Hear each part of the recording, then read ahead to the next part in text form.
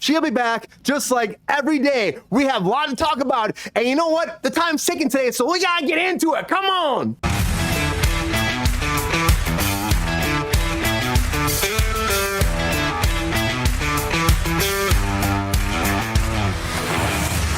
Right, now the first thing I want to talk about here is Mrs. Doubtfire for a second, because apparently they want to do a documentary about Mrs. Doubtfire.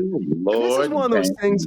I know, Warren, it's one of those things. I love Mrs. Doubtfire so much. As a child, I was all about it. Robin Williams, one of my heroes, such a fucking phenomenal person. But the director actually came forward, Chris Columbus, and was talking about Mrs. Doubtfire. And he says he has over 2 million feet of film that were not released of Robin Williams improvising and creating the character of Mrs. Doubtfire.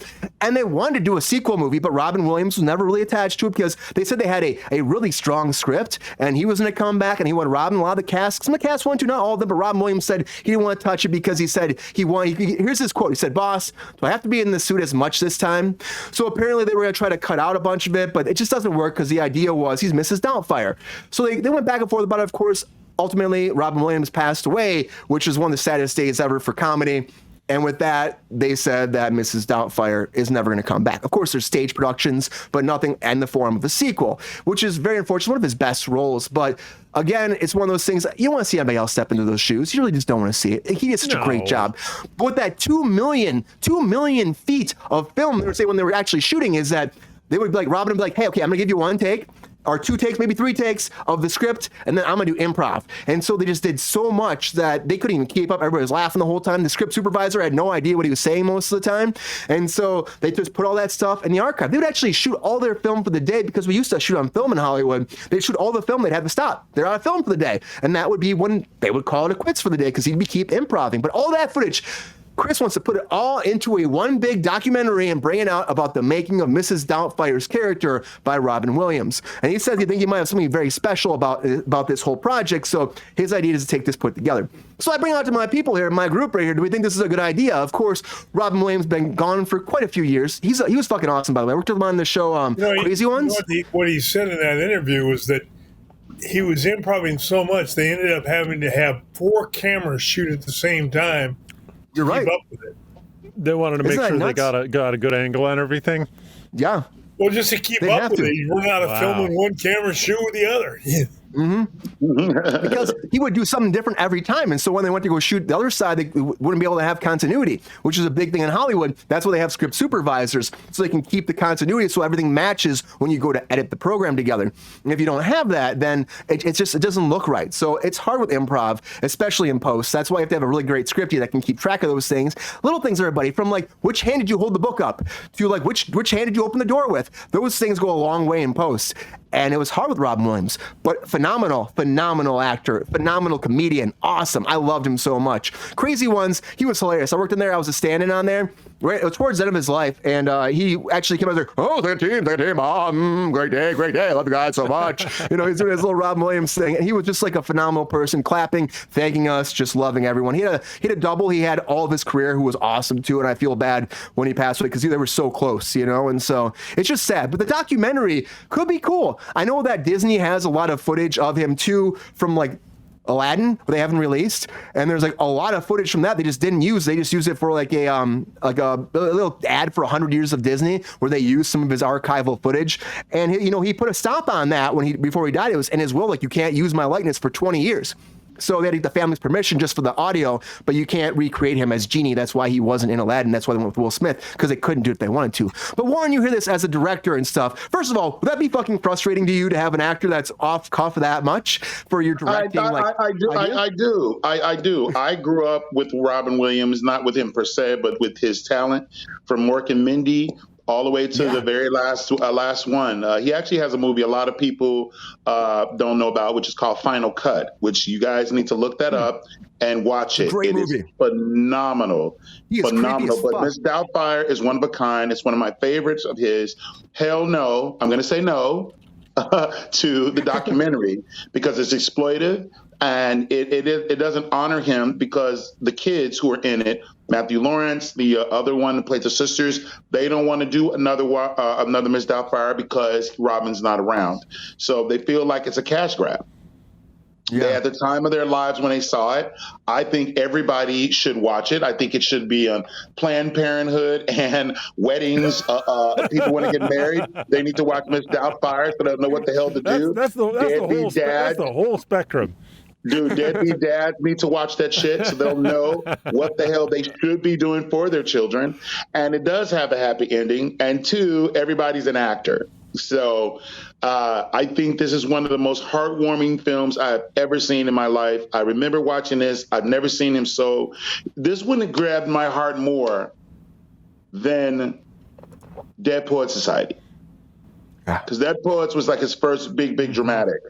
But this one grabbed my heart because it was dealing with a heavy subject, a subject of divorce, and you just can't do that. I love Chris Columbus. I love his work as well. But with the 2 million feet of film, I mean, who wants to watch 2 million feet of film of him just improving, dressed up as a lady? Is there a story structure to it? Is there something going on with it? I don't know. I don't think they should do it. Yeah, you're right. They're probably, how do you make a story out of that? I mean, it's pretty much the movie. You know, if you were to do like, I remember when they did the Ron Burgundy, the second one for maybe it was the first one, actually. I think it was the first one. They had enough footage to do a whole different movie based off the improv. Maybe that's something they could have done, but nobody wants that either. Like, the movie we have is the movie we have, and it's an amazing story. It really is. Like, you're right about divorce and what kids go through, what the parents go through, and everything that a parent will do just to be around their kids after divorce.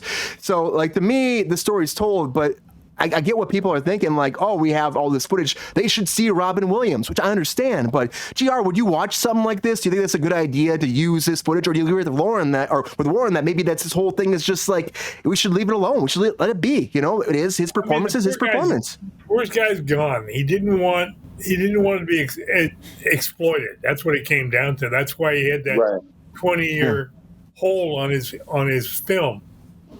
I think they just leave him alone. The man's. Let him rest in peace. I mean, I disagree with Warren. I think Miss Doubtfire was great, but Dead Poets Society was fabulous to me. No, I get it. I get Dead Poets. I just think that and Dead Poets is amazing. But I think what tugged at my heart is I think I've never seen Robin be so extremely funny and then extremely dramatic in one movie. Because in Dead Poets, he has some subtleties, but then when you go to Miss Doubtfire, it's like he's this voiceover actor. He's got this kids. You see how much he cares for him. You see how much he's going through, and then Sally Field being a bitch and just being bitchy and everything, and not noticing everything, and she reminded me too much of my ex-wife. That's why I can't. Oh no! When she was in that, I knew that she was a mean bitch. When she was in that kitchen, and he says, just realize you spent too much time with those stupid clones you used to despise. She said, I spent too much time with you, Daniel. It's over. It's over. And the whole time. No, that's a classic movie that I watch every Thanksgiving, or if I'm just in the mood and I just want to see a great score, which is I think James Newton Howard did the score, or Howard Shore. Great cinematography, Donald McPine. He's a great cinematographer. And Chris Columbus, I mean, you can't beat that. He's Mr. Home Alone, you know. So he definitely knows how to tug at your heart. But I would love to tell Sally Field, long strips ears of corn does not go with or ride crinkle cut French fries. That's a sin. She was in that kitchen. I was just like, they're having burgers. What the hell is she shucking corn for? I'm like, I think she's stressed. Super stressed. She's stressed out. She's like, I want burgers and fries. No, wait, where's the corn? It's like, that's not going to do it. Kids don't want that shit. That's awesome. Mike, how do you weigh in on this, Mike? Do you think that this could be fun to have a documentary about the process of making Mrs. Doubtfire? Is there a place for this in cinema right now? Or do you agree with Warren to be like, let's just let this performance be from the past. We don't want to rehash this. This is not the right move for Robin Williams' legacy. Well, Brian, I can't talk shit about Sally Fields because I remember I was filming years ago when I lived out in LA on the Disney lot, and there was a bacon truck that I was told was provided by Sally Fields. And of course, a Hollywood professional would only ever stay on their allocated portion of the lot and never go seek benefits from other productions. But a scoundrel like me would never engage in any of that. Anyway, I also think that Robin Williams, I'm just a commodity bloodsucker like that. Like, I just want to see anything that we have on film of him, whether or not I, as a consumer, am entitled to that. I just enjoy having that exposure because, like, the other thing is that for improv comedians like he was, like, just taking swings after swing after swing after swing at anything that's in his proximity.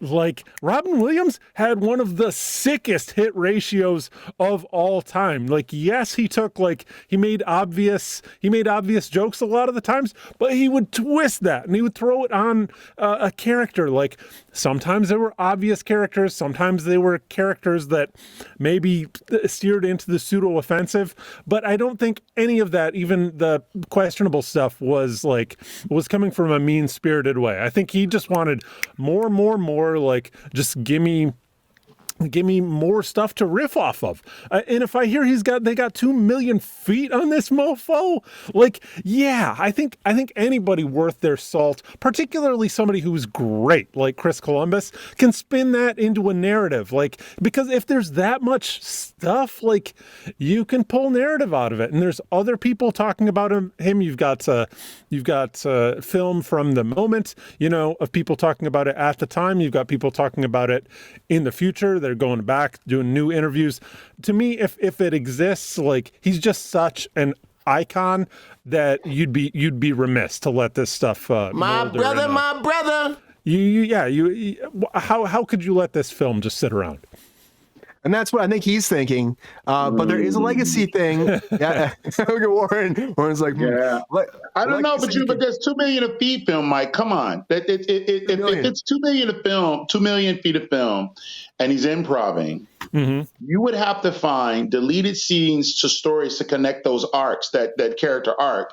And once that connects, then you can add that. But it's like Lord of the Rings extended edition. It's a documentary. It's a documentary, right? Yeah, that's what he wants to do. Yeah, but you're just going to have a documentary of him just ripping. Like, we want to hear what presumably they're just going to be telling us how great. They can bring Zelda in. We already know he's great. We have that on the behind the scenes of him. They have a behind the scenes, as in seam in your dress, edition of Mrs. Doubtfire. I have that. And I'm going to tell you right now, that has tons of stuff on there about the film. If you want to see a great documentary, you should see the one called Robin. And it's an amazing documentary about it. Is that the HBO documentary from a few years back? I think that's the one with HBO. Yeah, it was great. That was great. Yeah. Yeah, that was a great doc about it. Even Lexi was saying in the chat, you could change it so he loses his kids, you can make a different tone. But, like, the idea of this was such like a happy but sad ending anyways. And I think if they were going to do a documentary, they'd probably just do it like interviews maybe from the cast, Pierce Brosnan, Sally Fields, bring her in, bring the Lawrence in, bring everybody in to do it. Maybe you do something like that, cut to, them talking about stories. You can make something out of it. There was a Lawrence in that movie, wasn't there? I forgot about that. Was in there. Yeah. Friend of the show. Worked with all those Lawrence boys. They're great people. But yeah, I mean, it could be interesting. But then again, it's one of those things we talk about in the show all the time. It's like when someone passes away, do you mess with their, with their legacy? Do you bring these things together? Do you use AI to bring it back together? People want to do shit like that. But, Robin Williams saw this shit on the wall and he was like, I don't want you to touch my likeness. He put 20 years in his will. That does make it a little bit trickier that they've got some ink with his will on it saying like, I'm not so sure about, changing my legacy. Well, because he knows the industry. He knows that he's great. He knows that what he does works, and he knows that it can be exploitive. And if it's going to be exploitive, they're going to put it out there for a paycheck. When Robin is everything, he was the medicine to a lot of people coming up, his comedy and his work. And he's respected. I remember the very first time I ever seen him, my mother loves his show, Mork and Mindy.